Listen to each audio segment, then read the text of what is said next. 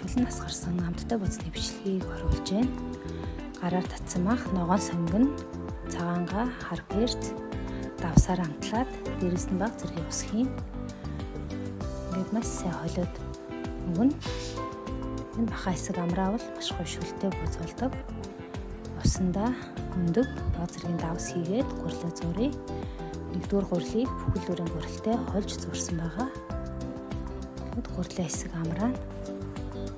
Амарч үлдсэн гурлаа хэлдээд буузаа чимхэн, буузаа чимхчээ хоорно. Бууз жигнэг усаа урдчлаад заавал буцалгасан байх ёстой. Ингээ буцалсан усандаа жигнэртэй буузаа тавиад 15 минут жигнэхэд амттай бууз бэлэн боллоо.